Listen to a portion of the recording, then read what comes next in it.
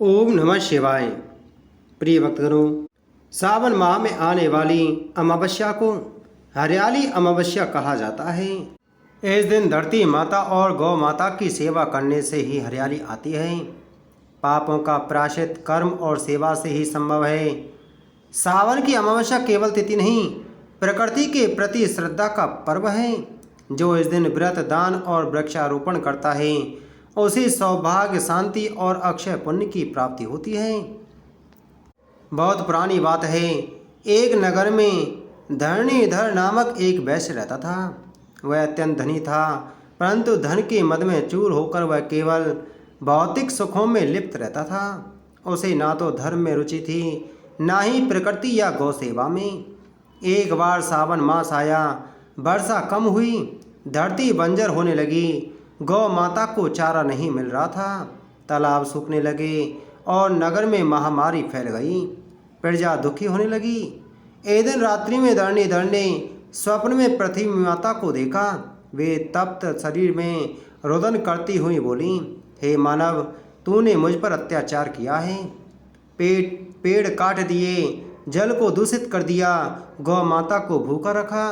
इस कारण मैं पीड़ित हूँ और अब अपनी हरियाली खो बैठी हूँ। धरणीधर की नींद खुली।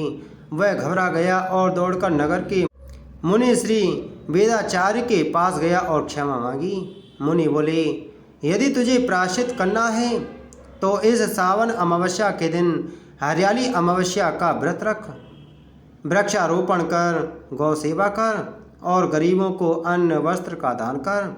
तभी तेरे पाप क्षमा होंगे और धरती फिर से हरी भरी होगी।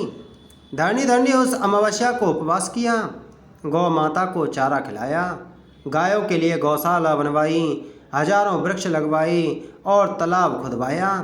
उस दिन संध्या में वर्षा प्रारंभ हुई। वातावरण शीतल हो गया, नदियां भर गईं, धरती हरी भरी हो गई। उसी रात भगवान विष्णु और पृथ्वी माता ने उसे स्वप्न में दर्शन दिए। हे वत्स, आज तूने सत्य प्रायश्चित किया।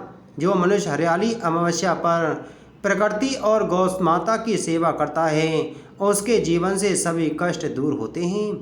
धरणीधर का जीवन बदल गया। उसने जीवन भर प्रकृति, जल, वृक्ष और जीवों की सेवा की। ऐसा करने से उसके सभी पाप नष्ट हो गए और उसके घर में धन की वर्षा होने लगी। भगवान श्री हरि की कृपा से उसे अंत समय में मोक्ष प्राप्त हुआ। बोलो शिव शंकर भगवान की जय। बोलो विष्णु भगवान की जय।